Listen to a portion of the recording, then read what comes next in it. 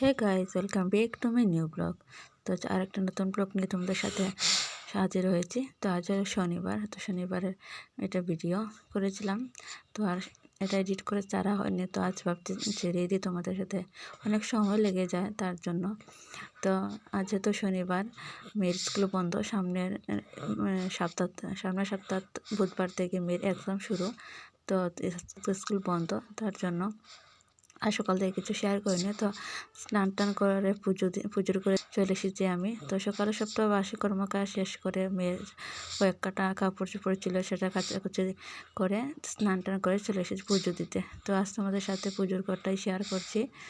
তো কী হয় জানো, এঘরে পুজোর করে আসলে গিয়ে ঠাকুর ঘরে আসলে আলাদা এক মন শান্তি লাগে, মনে আর কোনো কিছু যেমন আর ভালো লাগে না, একটা অন্যরকম একটা অনুভূতি হয়। তাই আমি পুজো দিতে সবসময় ভালোবাসি। আমার জানি না যে কেন এরকম হয়, কিন্তু আমার পুজো দিতে খুব ভালো লাগে। তো সন্ধ্যাবাতি প্রায় সময় দিতে পারি না মেয়ের জন্য, তো সন্ধ্যাবাতি আমার শাশুড়ি মা দিয়ে দেন। তো মাঝে মধ্যে আমি দিই, কিন্তু পুজোটা আমি মিস করি না। স্নান করি আমি আগে, পুজো দিতে চলে এসি। তো সবসময় তার সাথে পুজো শেয়ার করতে পারি না। তো আজ ভাবছি পুজো শেয়ার করে নিয়ে, যেহেতু তো মানে এরকম একটা আছে না, তার একটা একটা তাড়াহুড়োর ব্যাপার আছে না, এই ব্যাপারটা নেই, তার জন্য ভাবছি আজ পুজোটা শেয়ার করে নিই। তো আজ তোমার সাথে কী রান্না করবো সেগুলো শেয়ার করব। তো সারাদিনের ব্যস্ততা আমার কীভাবে কাটে তোমাদের সাথে এটা অবশ্যই শেয়ার করব। তো আমার এই ব্লগ তোমাদের কেমন লাগবে প্লিজ কমেন্ট করে জানিও, এবং আমার এই ব্লগ ভিডিওকে লাইক এবং সাবস্ক্রাইব করে নিও যারা যারা আমার এই পেজটাকে ফলো করো। তো প্লিজ সাবস্ক্রাইব করে নিও। তো আমি কয়েকদিন পর ভিডিও যেহেতু আপলোড করি, তার জন্য সবাইকে আমার তরফ থেকে দুঃখিত জানাচ্ছি। সেদিকে আমার পুজো কমপ্লিট হয়ে যাচ্ছে। তো চলো, এখন তো পুজো ফুল টুল সব দিয়ে দিয়েছি।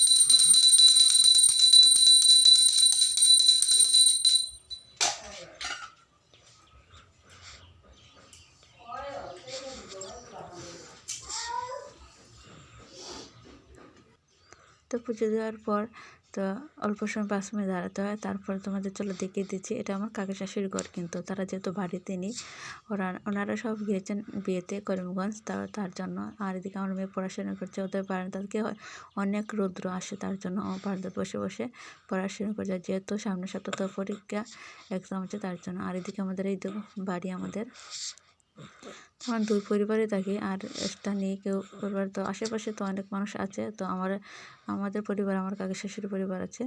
তো এদিকে ছিল আমাদের ফুল গাছ, তোমাদের শেয়ার করি। তো এবার কী হয়েছে, অনেক ফুল গাছ এলোমেলো হয়ে গেছে। তো এর আগের বছর অনেক ফুল গাছ ছিল, খুব সুন্দর সুন্দর হয়েছিল। এদিকে দেখো বরঙ্গাটার চারা আছে অনেকগুলো, আর চন্দ্রমল্লিকা ফুল আছে। তো তোমাদের সাথে অবশ্যই চন্দ্রমল্লিকা ফুল শেয়ার করব। এদিকে আমার সকালে রান্নাটা বসিয়ে দিয়েছে, ভাত হয়ে গিয়েছে। আর এদিকে কী হয়েছে, মটরশুঁটি, একটা ডিম আলু দিয়ে একটা তরকারি বানাচ্ছি, ডিম অমলেটের মতো কুচি করে দিয়ে। তো সকালে এটা ধনেপাতাটা দিয়ে দিয়েছি। তো এরা খেতে গরম গরম ভাতের সাথে খুবই মজা লাগে। আর এদিকে নিয়ে দেবো আর চিকেন। তো আজ শনিবার, তো স্কুল মেয়ের বন্ধু আছে, তার জন্য অনেকগুলো থেকেই যাবে, যেহেতু আমরা 3 জন মানুষ। তো কী হয়, দুপুরবেলা রাত্রে খেয়ে তারপর দিন থেকে যাবে, কোনো প্রবলেম হবে না। তো আমরা মেয়ে তো খেতেই চায় না। আর এদিকে আমার শাশুড়ি মা সবজি বানাচ্ছেন লাউ ডুকা দিয়ে সাঁচে করে, যেহেতু তার জন্য। তো আমার শাশুড়ি মা কী হয়, চিকেন খান্না, ডিম খান্না, তো ওনার জন্য আলাদা একটা তরকারি বানাতে হয়। তো সকালে ওনার জন্য সিদ্ধ দিয়েছিলাম, আর আমাদের জন্য তরকারি। আর দুপুরে ওদের জন্য সবজি বানিয়েছি একটা, আর আমরা চিকেন। তো আমরা সবজিও খাবো, চিকেনও খাবো, তার জন্য। আর রাতে দেখা যাক ওনার জন্য কী করি। তো চলো রান্নাবান্না তোমাদের সাথে রান্না কী হয়, আমি রান্না করে এসে আমার অনেক সময় লেগে যায়। তো 10টার সময় ঢুকেছিলাম রান্না করে, তো বেরোতে আস্তে 1:30 বেজে গিয়েছে। তো আমি আছে না টুকিটাকি যে কাজ, যেমন উপরে কাপড় শুকেছে, ওগুলো আনতে গেলাম। মেয়েকে তো আমি বেশি অংশ আমার শাশুড়ি মাকে খাওয়ানো হয়। তো তার জন্য কী হয়, ওনাকে আমি দিয়ে দিই খাওয়ানোর জন্য। আমার কেন ওকে তো যদি আমি খাওয়াতে যাই তো আমার অনেক দেরি হয়ে যাবে অন্য কাজ করতে। তার জন্য যেহেতু অবসর আছেন তার জন্য। তো এদিকে আমি রান্নাটা আমার সকালেরটা হয়ে গেছে। তো তোমার দাদাভাইকে ফোন করেছি, ও আসবে খেতে। তো যেমন মেয়েও আছে ঘরে, তাকেও আমি খাবার দিয়ে দেবো এবং 10:30টার মতো বেজে গিয়েছে। 10:30 11টার মতো বেজে যাচ্ছে। যে কী হয় যেমন ধর শীতের দিন মানে ঘড়ির কাঁটা কীভাবে যে ঘুরে বলতেই পারবো না। মানে তাড়াতাড়ি ঘড়ির কাঁটা ঘোরা হয়। তো একটা কাজ করতে করতে আরেকটা কাজ করাই যায় না। মানে চট করেই 12টা 1টা বেজে যায়। তো খুব তাড়াতাড়ির মধ্যে কাজ করতে হয়। তো আগে খুব তাড়াতাড়ি কাজ করতে পারতাম, কারণ সেরকম হয় না, ভালো লাগে না কাজ করতে। আর তো যেটা করতে লাগে তাই ততটুকুই করা হয়, এক্সট্রা কোনো কাজ করাই হয় না। তাই এদিকে সকালে আমার শাশুড়িমা খেয়ে নিয়েছেন, আর এখন আমার মেয়ে আর তার তোমার দাদাভাই ভাত খেয়ে নিচ্ছেন, তারপর আমি ভাত খেয়ে নেব। আর দিকে যখন হয় খেতে দিতে আমার সবজিটাও আমি বসিয়ে দিয়েছি, যেহেতু মানে চুলাটা অবসর আছে তার জন্য বসিয়ে দিয়েছি। সবজি কাটাকুটি থাকলে কি হয়, রান্না করতে সুবিধা হয়, তাড়াতাড়ি রান্নাটা হয়ে যায়। আর একটা বসে বসে আরেকটা কাটাকুটি করতে অনেক সময় লাগে। আর এদিকে সব কাজকর্ম সেরে সকালে খাওয়া দাওয়া করে এখন চলে এসেছি রান্না করতে। আর সবজি তো হয়েই গেছে। এদিকে চিকেন ম্যারিনেট করে নিয়েছি, রেখে দিয়েছি। আর এদিকে একটু চিকেন পকোড়া করবো, যেহেতু আমার মেয়ে আছে করে। প্রায় সময় তো রবিবারে যেহেতু চিকেন আনা হয় আর শনিবারে আনা হয়েছে, তো ভাবছে চিকেন পকোড়া খাবে। তো কয়েকটা চিকেন পকোড়া বানিয়ে দিয়েছি আমার মেয়েকে।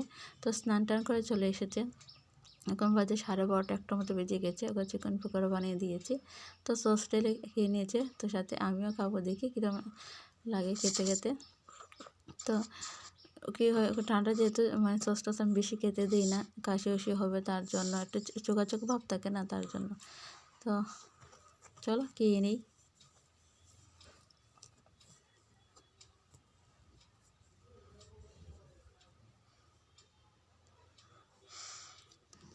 আর সত্যি কথা বলতে আমি খুব সিম্পল মানে একটু আদা রসুন বাটা, পেঁয়াজ বাটা দিয়ে আর একটু মানে সস টস ঢেলে কী করছি চিকেন পকোড়াটা বানিয়েছিলাম, কিন্তু খেতে অসাধারণ লেগেছে। তো আমি একটু ট্রাই করেছিলাম, তো ওকে দিয়ে দিয়েছি, তো ও খাচ্ছে।